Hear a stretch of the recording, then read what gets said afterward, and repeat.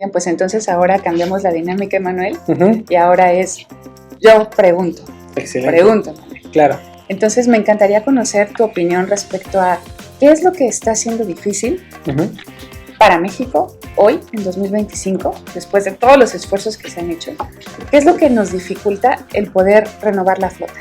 Integrar unidades no solo eléctricas, pero incluso hablemos de un híbrido, de un diésel, un Euro 6 si quieres. Pero ¿qué es lo que dificulta la implementación de la electromovilidad en México? Dentro de este andar por cada uno de los proyectos en diferentes locaciones, en diferentes entidades, me ha tocado identificar varios factores clave. En 2019 inició el primer proyecto de autobús eléctrico en el Metrobús de la Ciudad de México. Fue alguna marca que llegó con algún vehículo y en ese momento para todos fue la sorpresa de que era un vehículo eléctrico, aunque su año de fabricación era 2013. Entonces para mí fue el primer parteaguas. ¿Qué está pasando en México y qué está pasando en el resto del mundo? ¿Por qué si estamos en 2019 este vehículo ya es eléctrico y es fabricado en el año 2013? De allí yo todavía colaboraba para el Metrobús de la Ciudad de México. Entonces nació esta expectativa de poder hacer que el vehículo funcionara en una ruta de transporte público de la Ciudad de México, que para eso fue la línea 4 del Metrobús. En ese momento yo todavía no visualizaba como parte de una marca, como parte del equipo comercial de lo que es ahora Yutong o de algunas otras marcas.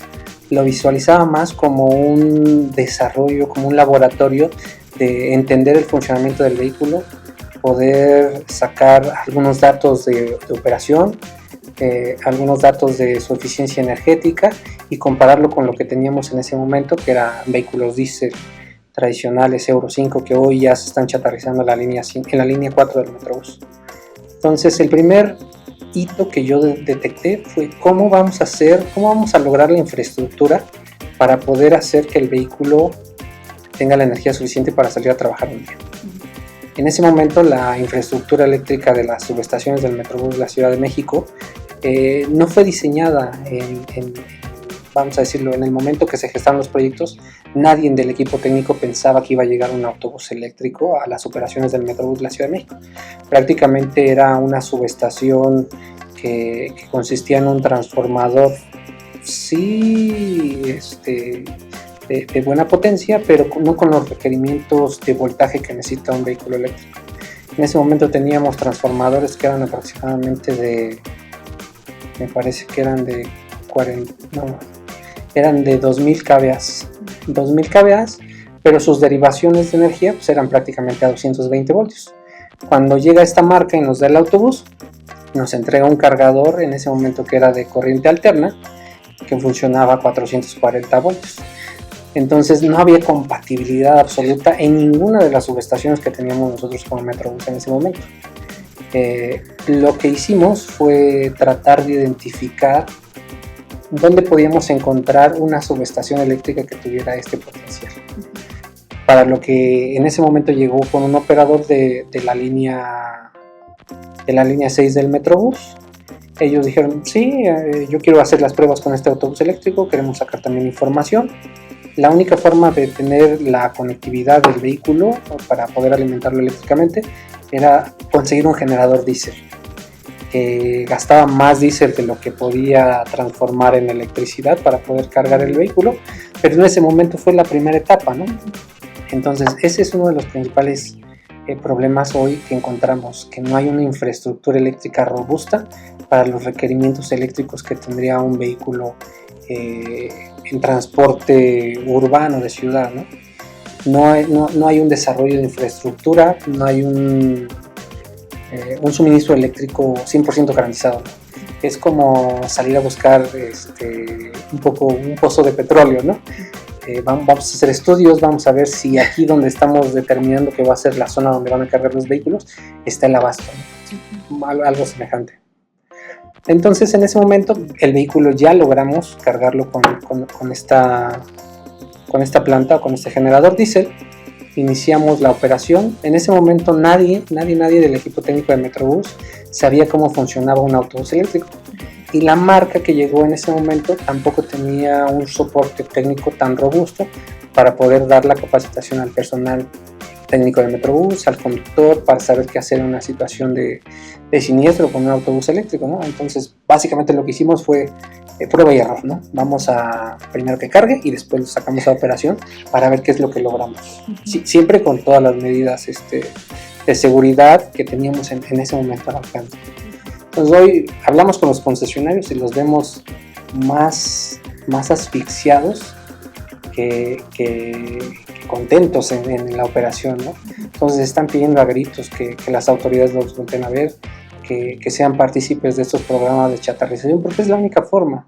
Por ejemplo, acabamos de participar y de renovar una flota muy importante en lo que es el eje 8, al sur de la ciudad. Ese proyecto, yo recuerdo que prácticamente desde el 2015, 2014, se visualizaba ya como un corredor cero emisiones, pero en ese momento el servicio de transportes eléctricos no tenía tampoco la fortaleza para poder meter flota nueva en ese corredor. Hoy se volvió ya una realidad porque los concesionarios que manejaban los microbuses obsoletos en esa ruta fueron partícipes de los bonos de chatarrización. El gobierno intercedió para darle las garantías para que Nacional Financiera, a través de los bancos que ellos tienen, pudieran otorgar un crédito. Participó GIZ para también a las cuestiones del asesoramiento técnico. O sea, hubo un despliegue que hoy yo no lo había visto en algunos otros proyectos, ¿no? De pronto el eje 8 era vital para la interconectividad de oriente a poniente dentro de la Ciudad de México y se hizo de la mejor manera. Pero tenemos otros nodos tan importantes. Acabamos de tener una plática con concesionarios que tienen un corredor que tiene operaciones desde el Instituto Politécnico Nacional en la zona de Zacatenco y que recorre todo el primer cuadro de la ciudad, que llegan hasta CEU, y lo mismo nos dicen, es que ya no podemos soportar que no haya incremento de tarifa, porque es lo primero que me dicen, no hay incremento de tarifa. El diésel sigue creciendo, tengo la carga social por pagarle al conductor. Ya no somos hombre camión, estamos constituidos como empresa, estamos pagando impuestos.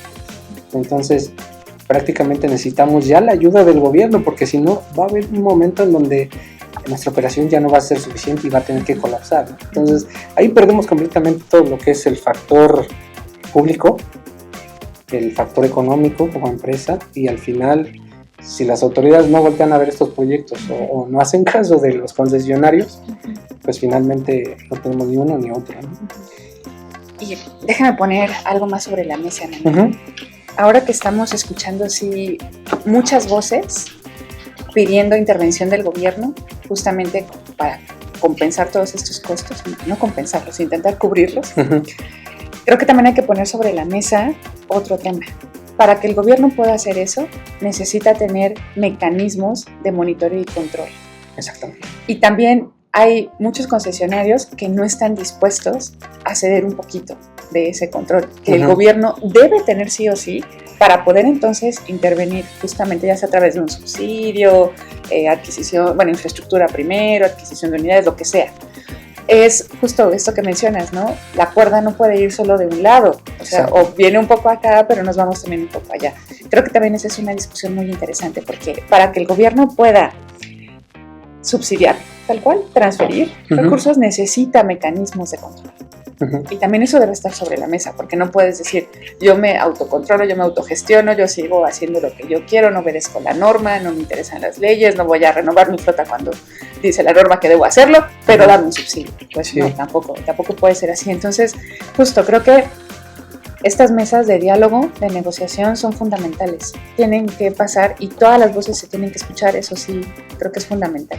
Sí, es de vital importancia. Y que también es difícil intentar que el concesionario por sí solo resuelva todos los problemas, como por ejemplo el de la red eléctrica. O sea, ahí deberíamos tener una visión estratégica de país sobre la red eléctrica, eventualmente sobre electrolineras. Esos son temas que no debería y no puede resolver por sí solo el concesionario.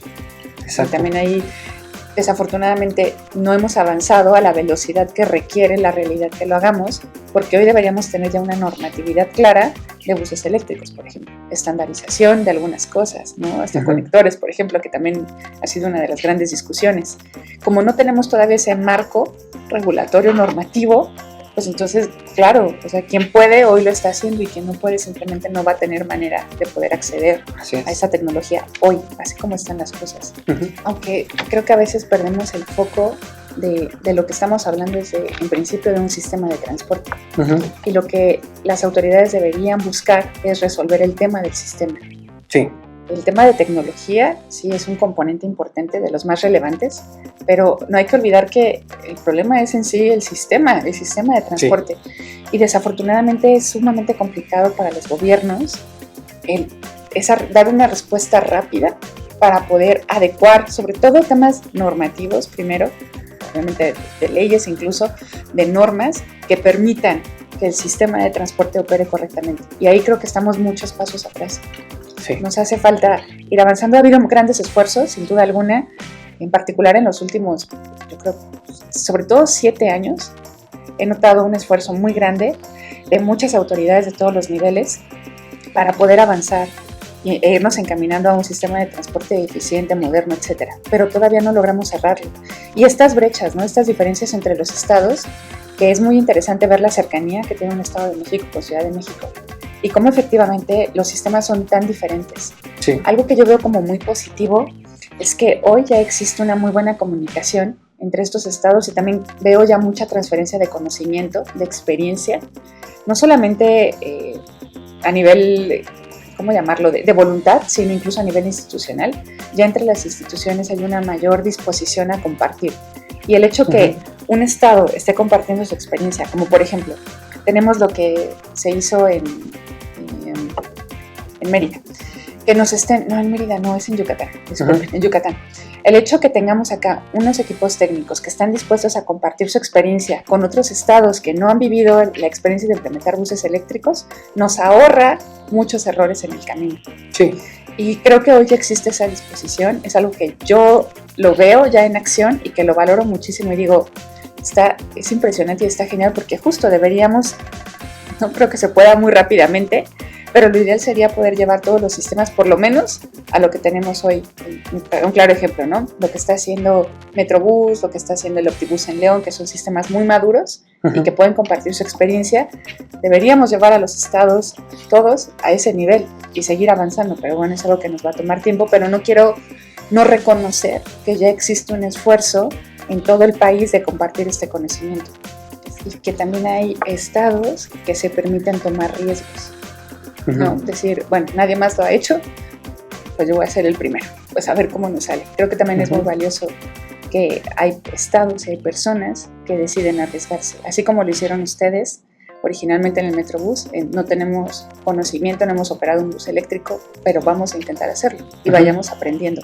También eso es sumamente valioso porque si no hubiera esas primeras decisiones de arriesgarse y ver qué pasa y cómo lo hacemos y en el camino irse ajustando, no hubiéramos avanzado. Aunque muchos digan que no hemos avanzado mucho, sí hay un avance importante en el país. Sí. Y ha sido gracias justamente a estos equipos que han dicho que intentemos. Sí.